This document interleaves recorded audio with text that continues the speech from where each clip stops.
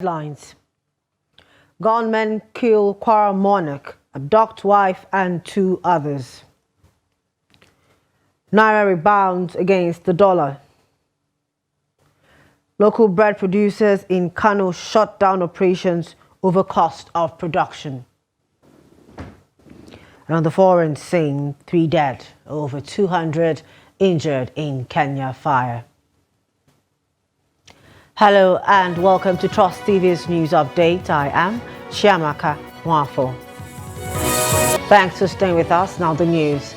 Barely 3 days after 2 traditional rulers were killed by yet to be identified gunmen in Ekiti State, another suspected kidnappers last night invaded the palace of Olukoro of Koro in Ekiti local government area of Kwara State, killing the traditional ruler of the town, General Segun Aremu, retired. The assailants also went away with the deceased's wife and 2 others. Reports said the incident happened at about 8:45 p.m. Thursday night. Already, the state government has confirmed the killing of the monarch and abduction of 3 others. A statement issued by Governor Abdurrahman Abdulrazak, signed by his chief press secretary, Rafiu Ajakaye, last night said the governor condemns the development, which he said was reckless, shocking and abominable.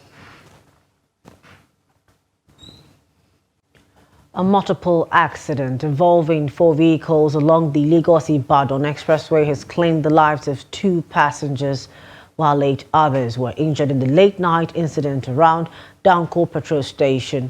The Oyo State Federal Road Safety Corps Public Education Office and Chief Routes Commander Florence Okbe confirmed the Thursday incident in a statement. According to the FRSC, officers at Shagamu Unit Command carried out a rescue operation late last night till this morning on the Lagos-Ibadan Expressway around Danko Petrol Station. A total of 10 persons were involved in the accident. As part of efforts by commercial banks to beat deadline given by the Central Bank of Nigeria to sell all excess foreign exchange holdings, deposit money banks, DMBs, on Thursday made frantic efforts to offload their surplus dollar stocks. It was learned that the Treasury Department of the DMBs spent the entire day battling to sell their excess FX holdings. Officials processed several foreign exchange request forms of their customers as they sold more dollars to them. The increase in the level of forex sale activities at the official foreign exchange market led to the rebound of the naira at the parallel market on Thursday. Manufacturers of gurasa, a local bread in Kano, temporarily halted production on Friday morning, expressing their distress over the significant rise in the price of flour in the market. Fatima Awal, the spokesperson for the Gurasa Manufacturers Association, conveyed that the makers of the local bread have initiated an indefinite strike until the market conditions become more favorable or the relevant authorities address the issue. Awal emphasized the unique challenges faced by many bread manufacturers, a significant portion of whom are single mothers responsible for supporting their families. The surge in flour prices is now posing a serious threat to their capital, putting their business at risk. The Oyo State Governor, Yahya, has urged investors and other stakeholders to take advantage of the investment opportunities that abound in the state. The governor, who stated this on the floor of the Nigerian Exchange Limited (NGX), said the state government hopes to raise 30 billion naira green bonds to advance its economy. The report. Governor Yahya encouraged investors to come and invest in Oyo State, noting that the state remains an investment destination for all, adding that it is safe and guarantees a good return on investment. Yahya, who was accorded the honor of ringing the closing gong, said the Green Bonds is an initiative aimed at raising funds to finance eco-friendly and environmentally friendly investments, especially in assets that will contribute to the restoration and upliftment of human life. Governor Yahya, who addressed investors on the boundless opportunities in Gombe during a roundtable session, said the state is committed to harnessing the capital market through green bonds to stimulate sustainable development.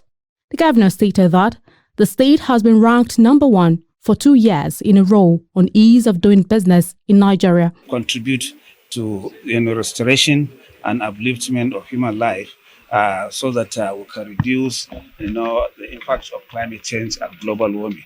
And we aim to do so that we raise funds. We are expecting to raise about 30 billion naira for the start, and we may break it into segments, but that's our intention. And we are sure with the support we saw and the acceptance that we've gotten from the floor and from the chief stakeholders, we are going to hit our target. Knowing that we came tops in order in 2 sequences, from 2022 to 2021, we came tops in terms of enabling business environment. And we are in the center of the Northeast. There is access to market, and we are relatively peaceful.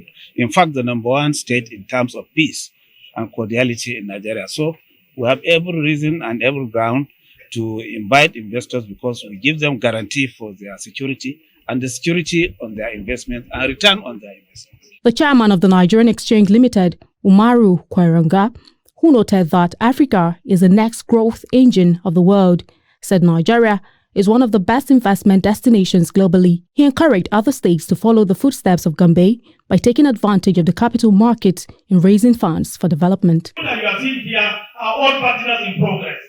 We believe in your own vision. NGS Group CEO Temi Kpokbola said the capital market is open to support the government as well as the private sector. Now moving to political matters, the political parties participating in the February 3rd rerun elections in 2 state constituencies in Ethiopia West and Brutu North of Delta State have signed a peace accord to be law-abiding before, during and after the elections. The agreement was signed at the INEC office in Asaba, the Delta State capital. The new Resident Electoral Commissioner, Etekamba Udo-Doran, asked the parties and candidates to ensure that their supporters do not cause trouble as perpetrators will face the full weight of the law. It is pertinent to remind political parties, their candidates and supporters that sections 121 to 126 of the Electoral Act 2022 amply provides for varying degrees of sanctions for all manner of political offenses, and the Commission will not hesitate to activate these provisions to prosecute offenders. Let me conclude by expressing appreciation to all stakeholders, particularly security agencies, political parties, civil society organizations, the media and voters alike for cooperating with the Commission in previous electoral activities. You all know the electoral laws. Place and place we are urging you to conduct yourselves in a very good manner so that we'll have a very successful election. Just as we are signing the peace accord today, is to guarantee the INEC officials and even the voters that the election is going to go very well without any breaches. Still on the rerun elections, the Independent National Electoral Commission in Oyo State is set to conduct the rerun elections this Saturday, February 3rd, 2024 for the Yenogwa Constituency 2 seat into the Oyo State House of Assembly in 7 units and 4 wards. State Electoral Resident Commissioner for State Obo Efanga, who stated this during a stakeholders meeting in Yenogwa, said that both the sensitive and non-sensitive materials are with the Commission. Friday, Ebimobowe Peters has more. Obo Efanga said the commission is only obeying the Court of Appeal judgment that set aside the March 2023 State Assembly election that saw the candidate Abga emerged winner. According to him, the rerun election is meant to determine the actual winner. What happened was that election was conducted in March of last year during the general elections, and a winner declared on the basis of the votes counted. But somebody went to the tribunal and eventually got to the Court of Appeal, which ordered that INEC should do a rerun election in 7 polling units. 7 polling units in that constituency, so as to effectively determine who the winner of that election is. And that is what we are planning to do. So on Saturday, we'll go and conduct election in 7 polling units. Why is this necessary? This is necessary because as of this moment, the person who originally was declared winner, whom the court has now said should step aside until this rerun is conducted, has a total of 4,971 votes. And the person that came second has a total of 4,593 votes. State Resident Electoral Commissioner Reg assured stakeholders that necessary arrangements for the peaceful conduct of the election are already in place. The difference between the votes of these two candidates is 378 votes. And in these 7 polling units, they have total registered voters of 2,982. However, the total number of persons who have collected their PVCs there, who therefore are eligible to vote, is 2,828. So it means that theoretically and potentially, it is possible for 2,822 persons to vote in this rerun election, and how the votes could swing the victory in the election, because the margin of lead so far is only 378. The rerun election will be conducted in Unit 6 Teibiri, Unit 8 Okotiama Open Space, Unit 9 Igbelepere Open Space, Unit 10 Ayamabri Open Space, among others. From Yenagoa, Friday, Ebimobowe Peter, Trust TV News, Yenagoa. Over in Delta State, Governor Sheriff Obori has set up a committee to investigate allegations of financial wrongdoing against the Agriculture Commissioner, who has since been suspended. The commissioner was accused of allegedly transferring 280 million naira into a private account. 3 other persons in the Agriculture Ministry, including the Permanent Secretary, the Chief Accountant, and a Director, have also been sent on compulsory leave. The governor warned that his administration will not tolerate any form of financial infractions and mismanagement from any appointee or civil servant. Governor Obori also swore in 3 commissioners, including that of Information, Ifeanyi Osuoza. It's transparent, and we believe in accountability. In anybody, whether a commissioner, whether a permanent secretary, whether a director, nobody is going to be have it the way it used to be. Nobody is above the law. So the committee is looking into the issue, and by the time they come out with their report, we'll take our decision. Suspension and then going on leave, compulsory leave, it is. Because this government will be fair hearing. So we need to hear from both sides, and as the investigation is going on. So we're very sure that the public will know very soon. This is the news update on Trust TV. Coming up after the break. World Hijab Day. Osun Muslim women seek end to harassment.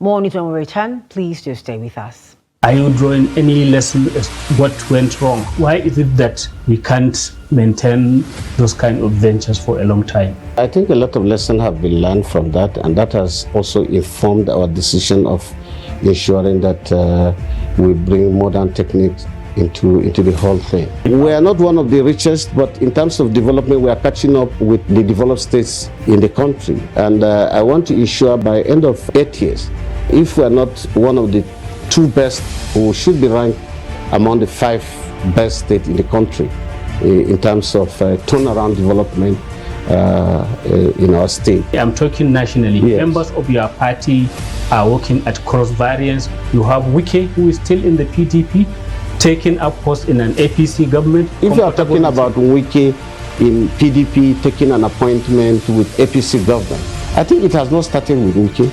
This started since the coming of this democracy in 1999. A lot of APP, ANPP, CPC members in the past have taken appointment in the government that invited them to come and serve, because I think at the moment we're not talking about election, we are talking about governance and national unity.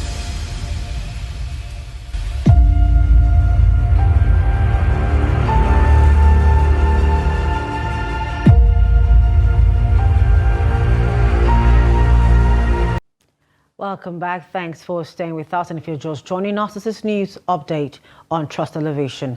Now let's take a look at some of our headlines.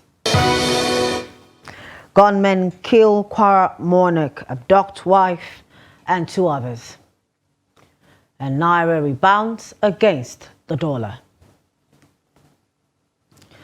The Oyo State government on Thursday ordered the reopening of 23 schools in the Atiba, Afijio, Oyo East and Oyo West local government areas of the state, 10 years after they were shut down over land disputes. The state deputy governor, Bayo Lawal, who waded into the boundary crisis that culminated into the 10-year closure of the schools, said council chairman would be held responsible should there be a breach of security.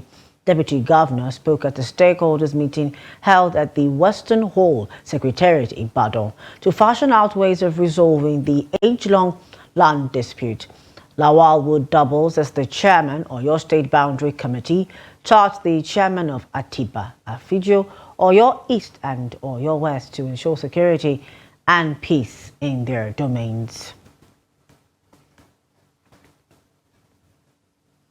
As the World Hijab Day is commemorated across the globe, Muslim women in Nigeria are seeking an end to harassment of female Muslim women using hijab in the country. In Osun State, Muslim women vowed to resist any attempt to prevent the use of hijab by female Muslims, especially in public schools and offices. Hamid Oyegbade has more. The Association of Osun State Muslim Women, comprising representatives of all Muslim associations in the state, insisted that hijab is part of dressing of female Muslims as ordained by Allah. They cautioned public school teachers to desist from harassing female students for wearing hijab on their school uniform, just as they advised those using hijab to wear it with the fear of Allah. All Muslim women are expected and should commit themselves not only to the use of hijab, but also live a gracious life to prove to the world that hijab is a symbol of humility in obedience to Allah's command. Hijab is a symbol of progress, not retrogress. It is a symbol of decency, not barbaric, and a symbol of piety, not arrogance. Allah subhanahu wa ta'ala ordain the use of hijab for every Muslim woman. Allah subhanahu wa ta'ala is an injunction of Allah subhanahu wa ta'ala that we should cover our head, we should cover our body in totality. We should cover our body in totality. Allah subhanahu wa ta'ala ordain us to cover our head to bosom, so that we will not be molested, we will not be relegated, we will not be relegated in the society. Yes, it's not a barrier because we have people that have succeeded in their different fields, and they are hijab, they are using hijab. We have doctors, we have engineers, we have business women, we have lecturers, we have lawyers, we have judges who are already succeeded in their different fields, and they are using hijab.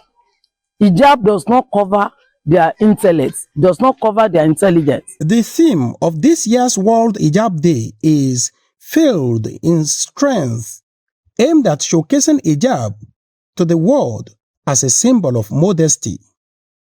Amid Oyegbade, Trust TV News, Osogbo.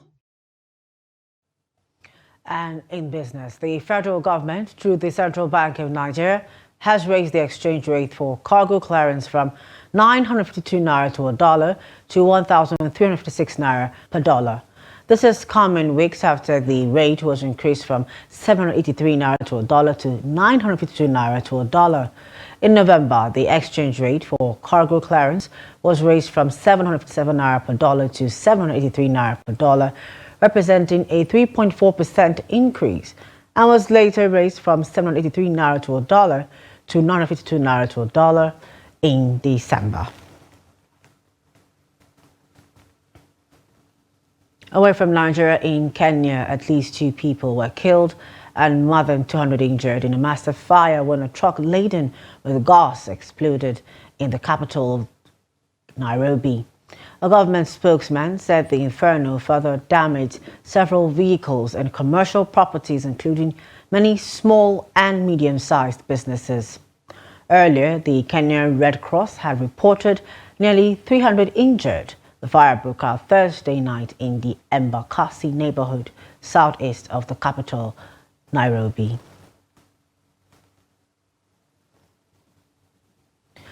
Seven-time world champion Lewis Hamilton, Formula One's most successful driver of all time, will race for Ferrari from 2025 after activating a release option in the Mercedes contract he signed in August.